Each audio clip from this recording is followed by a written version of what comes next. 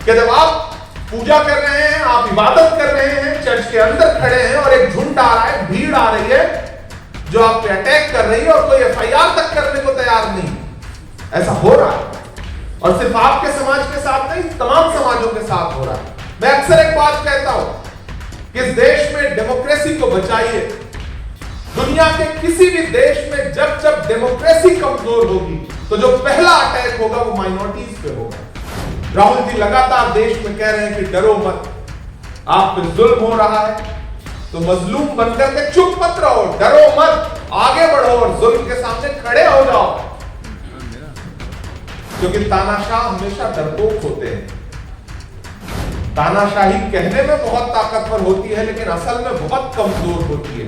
मैं तो हाकिम से कहना चाहता हूं कि आप तो 8,500 करोड़ के हवाई जहाज में घूमते हैं, हिम्मत है तो आइए राहुल जी की तरह 3500 नहीं सिर्फ 350 किलोमीटर पैदल चल के दिखा दीजिए, तब मैं समझूंगा कि वो शहजादे हैं और आप जो है वो फकीर हैं। किसी का एक शेर है कि मोहब्बत का अगर इम्कान होता तो घर में मीर का दीवान होता, तेरी महफिल में आकर सोचते हैं ना आते तो बड़ा नुकसान होता। तो आपसे ये मुलाकात का जो खूबसूरत मौका मिला है वो यकीनन बहुत प्यारा लम्हा है। हमारे जो तमाम सम्मानित गेस्ट यहाँ पे बैठे हैं, मैं उनका बहुत स्वागत करता हूँ। आपके साथ भी ये दुश्वारी है कि आप ये सोचते हैं कि राजनीति से हमें क्या लेना देना, हमारा काम थोड़ी है राजनीति करना। अमूमन मैं इस तरह की बातें जो इंटेलेक्चुअल्स हैं, बड़े आर्टिस्ट हैं या समाज में जो बड़े धर्मगुरु हैं, उन्हें लगता है कि हमसे क्या मतलब, ये हमारा काम थोड़ी है। लेकिन वो किसी का एक शेर है कि गमों की धूप में भी मुस्कुरा कर चलना पड़ता है, ये दुनिया है यहां चेहरा सजा कर चलना पड़ता है। तुम्हारा कद मेरे कद से बहुत ऊंचा सही लेकिन चढ़ाई पर कमर सबको झुकाकर चलना पड़ता है। दौर बदला है, चीजें बदली हैं, अब आपको पार्टिसिपेट तो करना पड़ेगा। नहीं पार्टिसिपेट करेंगे तो हाशिए पर ढकेल दिए जाएंगे, नहीं पार्टिसिपेट करेंगे तो हमारी आंखें पूरे देश में ऐसे ऐसे मंजर देख रही हैं कि जब आप पूजा कर रहे हैं, आप इबादत कर रहे हैं, चर्च के झुंड आ रहा है, भीड़ आ रही है जो आप पे अटैक कर रही है और कोई एफआईआर तक करने को तैयार नहीं, ऐसा हो रहा है। और सिर्फ आपके समाज के साथ नहीं, तमाम समाजों के साथ हो रहा है। मैं अक्सर एक बात कहता हूं कि इस देश में डेमोक्रेसी को बचाइए। दुनिया के किसी भी देश में जब जब डेमोक्रेसी कमजोर होगी तो जो पहला अटैक होगा वो माइनॉरिटीज पे होगा। ये कड़वी सच्चाई है, इसे समझ के चलिए। दुनिया के किसी भी देश में जब जब डेमोक्रेसी कमजोर होगी, कॉन्स्टिट्यूशन कमजोर होगा, तो जो पहला अटैक होगा वो माइनॉरिटीज पे होगा, हो रहा है। तो जरूरत है कॉन्स्टिट्यूशन को मजबूत करने की, डेमोक्रेसी को मजबूत करने की। और वो तब मजबूत होगा जब कुछ सरफिरे लोग, मैं सरफिरा शब्द इस्तेमाल करता हूं, जो ये बीड़ा उठाएंगे, जो ये सोच लेकर के निकलेंगे कि नहीं हमें अपने समाज की लड़ाई लड़नी है, हमें अपने समाज को सक्षम करना है, हमें अपने समाज के लिए लड़ना है। जिस दिन आप ये त्याग देंगे कि मुझे कुछ नहीं चाहिए, मेरे समाज को चाहिए, हमें राजनीतिक प्रतिनिधित्व चाहिए, हमें, मुझे नहीं, हमें राजनीतिक प्रतिनिधित्व चाहिए, जिस दिन आप मैं से हम का इरादा लेकर के निकलेंगे तो आपको राजनीतिक प्रतिनिधित्व भी मिलेगा, सोशल सिक्योरिटी भी मिलेगी, पॉलिटिकल सिक्योरिटी भी मिलेगी। उसके लिए कांग्रेस पार्टी आपको देने के लिए तैयार है, हमारा डिपार्टमेंट आपके साथ खड़ा है। और ये बातें मैं सिर्फ कह नहीं रहा हूं, पिछले 1 साल में मैं लगातार इस बात की कोशिश कर रहा हूं।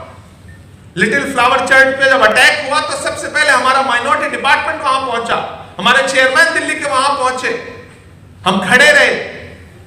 जब रुड़की में चर्च पे अटैक हुआ तो मीनाक्षी जी यहां बैठी, हम सारे लोग इस कोशिश में लगे थे कि पहले एफआईआर हो, इस तरह की हरकतें रुकनी चाहिए।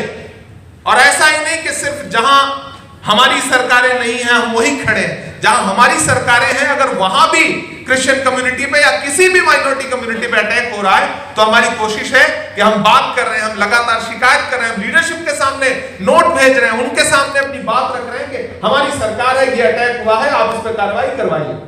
हम लगातार लड़ रहे हैं। तो मैं आप सबसे रिक्वेस्ट करूंगा कि आप भले ही कहने के लिए तादाद में थोड़े हैं, लेकिन दुनिया में तमाम जंगें ऐसी होती हैं जो तादाद से नहीं बल्कि हौसले से लड़ी जाती हैं। वो हौसला पैदा करिए, राजनीतिक तौर पे जनता को, अपनी जनता को, अपने लोगों को, अपने समाज को जागरूक करिए। मैं जानता हूं कि बहुत सोफिस्टिकेटेड समाज रहा है, सब कुछ रहा है, लेकिन इतिहास बदला है, चीजें बदली हैं, राजनीतिक अप्रोच बदला है। लगभग फासिज्म आपके सामने खड़ा है, आपके दरवाजे पर खड़ा है। आप दरवाजा खोले ना खोले, वो दरवाजा तोड़ के अंदर आ जाएगा। अगर आप ये सोचते हैं कि आपने दरवाजा बंद रखा हुआ है, बाहर क्या हो रहा है, हमें क्या मतलब, तो नहीं। अगर पड़ोस में आग लगी हो तो आप सुकून से नहीं रह सकते, आपको ये बात समझनी पड़ेगी। तो मैं आप तमाम मसीह समाज के लोगों को आमंत्रित कर रहा हूं, और हमारे दरवाजे आपके लिए हमेशा खुले। इससे पहले अल्पसंख्यक समाज ने, अल्पसंख्यक डिपार्टमेंट ने किस तरह काम किया, आपको जोड़ने के प्रयास किए या नहीं किए। हालांकि हमारे अपने डिपार्टमेंट में मैं नेशनल चेयरमैन हूं, हमारे national vice chairman Christian community से हैं, तो हमने रिप्रेजेंटेशन देने में कोई कोर कसर नहीं छोड़ी। कांग्रेस पार्टी ने, आप अंदाजा लगाइए, कांग्रेस पार्टी के कलेजे को समझिए कि ए.के. एंटोनी साहब को इस देश का डिफेंस मिनिस्टर बनाया। ये छोटी मोटी बात नहीं है। रिप्रेजेंटेशन देने में कभी कोई कोर कसर कांग्रेस पार्टी ने नहीं छोड़ी। मैं फिर चाहता हूं कि फ्रेश लोग आए, नए लोग आए, राजनीति में पार्टिसिपेट करें। राहुल जी लगातार देश में कह रहे हैं कि डरो मत, आप पे जुल्म हो रहा है तो मजलूम बनकर के चुप मत रहो, डरो मत, आगे बढ़ो और जुल्म के सामने खड़े हो जाओ। क्योंकि तानाशाह हमेशा डरपोक होते हैं। तानाशाही कहने में बहुत ताकतवर होती है, लेकिन असल में बहुत कमजोर होती है। तो आप अगर खड़े हो जाएंगे, का सभ्य समाज, इस देश का बहुसंख्यक समाज भी आपके साथ खड़ा है। आज भी इस देश में अच्छे लोगों की कमी नहीं है। जरूरत यह है कि उन्हें तलाशी और उनसे कनेक्ट होइए। मैंने कहा ना, मैं पिछले तकरीबन 1.25 साल से माइनॉरिटी डिपार्टमेंट का अध्यक्ष हूं, और मैं कोशिश कर रहा हूं कि देश के हर राज्य में क्रिश्चियन कम्युनिटी को प्रॉपर ऑर्गेनाइजेशन में रिप्रेजेंटेशन मिले। मैंने ये मैंडेटरी किया हुआ है कि हर डिस्ट्रिक्ट में, अगर आप डिस्ट्रिक्ट चेयरमैन बना रहे हैं तो कोशिश करिए कि वर्किंग चेयरमैन या वाइस चेयरमैन क्रिश्चियन कम्युनिटी का बनाइए, सिख कम्युनिटी का बनाइए, क्योंकि हमें लोगों को जोड़ना है। हमारी कोशिश यही रही है, हमारा हमेशा से, हमारा इतिहास यही रहा है कि हमने जोड़ा है लोगों को। महात्मा गांधी जी ने क्या किया? एक फकीर इंसान, बदन पे कपड़े भी नहीं, बहुत कम कपड़ों में एक लाठी लेकर के निकले तो पूरा देश जुड़ता चला गया। पंडित जवाहरलाल नेहरू जी ने क्या किया? आगे बढ़ के लोगों को सीने से लगाया, लोगों को जोड़ा। हम उसी कोशिश में लगे हुए हैं, और इसी मिशन में राहुल जी क्या करने जा रहे हैं? कितना बड़ा मिशन लेकर के राहुल जी निकल रहे हैं। भारत जोड़ो यात्रा हम शुरू कर रहे हैं 7 सितंबर से, और भारत जोड़ो यात्रा जानते हैं कितनी लंबी है? 3570 किलोमीटर, 3570 किलोमीटर पैदल वॉक करेंगे राहुल जी, पैदल चलेंगे कन्याकुमारी से कश्मीर तक। क्यों? क्योंकि उनका यह कहना है कि मौजूदा सरकार ने जिस तरह नफरत से देश को तोड़ने की कोशिश की है, हम भारत को जोड़ने के लिए पैदल निकलेंगे। हमारे मुल्क का हाकिम कहता है राहुल जी को कि वो तो शहजादे हैं। मैं तो हाकिम से कहना चाहता हूं कि आप तो 8,500 करोड़ के हवाई जहाज में घूमते हैं। हिम्मत है तो आइए राहुल जी की तरह 3500 नहीं, सिर्फ 350 किलोमीटर पैदल चल के दिखा दीजिए, तब मैं समझूंगा कि वो शहजादे हैं और आप जो है वो फकीर हैं।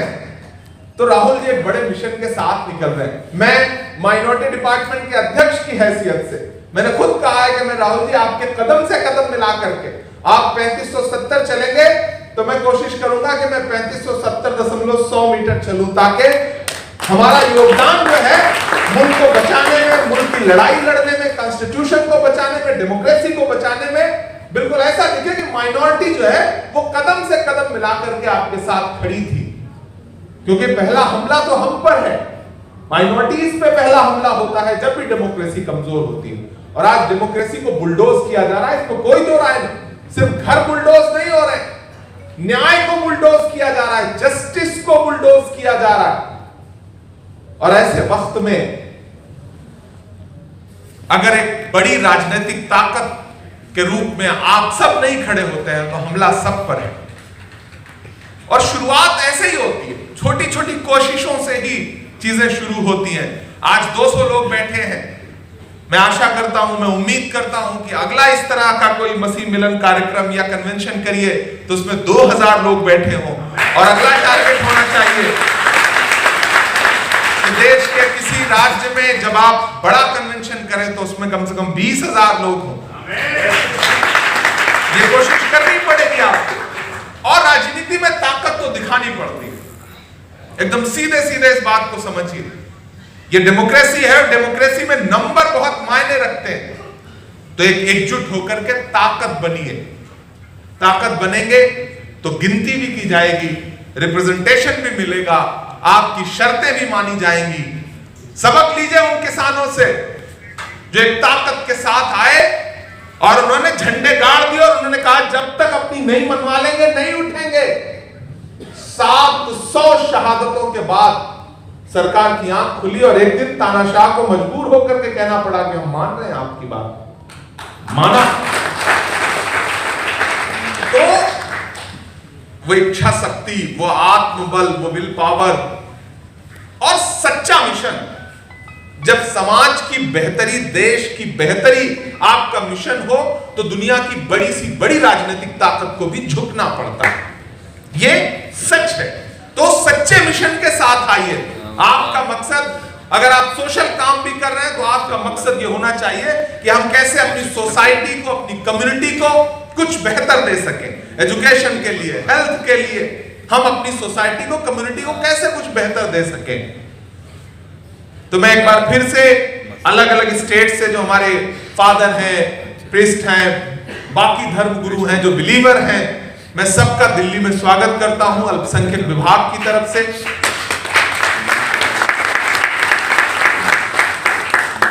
और अब आप सबकी दुआओं से मैं पिछले 2 महीने से इस देश की पार्लियामेंट में भी हूं, राज्यसभा में कांग्रेस की तरफ से यंगेस्ट मेंबर ऑफ पार्लियामेंट हूं इन राज्यसभा। तो मैं आपसे वादा भी कर रहा हूं कि आपके जो इश्यूज हैं, जो जेन्युइन इश्यूज हैं, जिन्हें आप समझते हैं कि इन पे मजबूती के साथ आवाज उठनी चाहिए, तो मेरे दरवाजे आपके लिए हमेशा खुले हैं। आप आए, एआईसीसी में माइनॉरिटी डिपार्टमेंट का ऑफिस है, वो आपका ऑफिस है। आप जब चाहें वहां आए, हमारा स्टाफ आपका वेलकम करेगा, हम आपका स्वागत करेंगे। आइए, अपनी दुश्वारियां, अपनी परेशानियां, अपनी समस्याएं बताइए। हम कोशिश करेंगे कि संबंधित राज्यों में हमारा जितना चल सके, हमारी जितनी पॉलिटिकल, सियासी, जितनी हमारी ताकत है उसके साथ हम आपके लिए खड़े हों। मैं माइनॉरिटी डिपार्टमेंट का राष्ट्रीय अध्यक्ष हूं। मेरा प्रयास है कि अलग अलग समाज जुड़ें और उनको राजनीतिक तौर पे प्रतिनिधित्व मिल सके। तो मसीह समाज के जिम्मेदार लोगों ने मसीह मिलन कार्यक्रम रखा है, समाज को जोड़ने का कार्यक्रम रखा है, और उसमें मुझे बतौर अतिथि बुलाया है, बतौर मेहमान बुलाया है। तो उन सब से मिल करके तमाम, उसमें धर्मगुरु भी हैं, उसमें सामाजिक लोग भी हैं, उसमें सोशल एक्टिविस्ट हैं, तो सबसे मिल के बहुत अच्छा लग रहा है।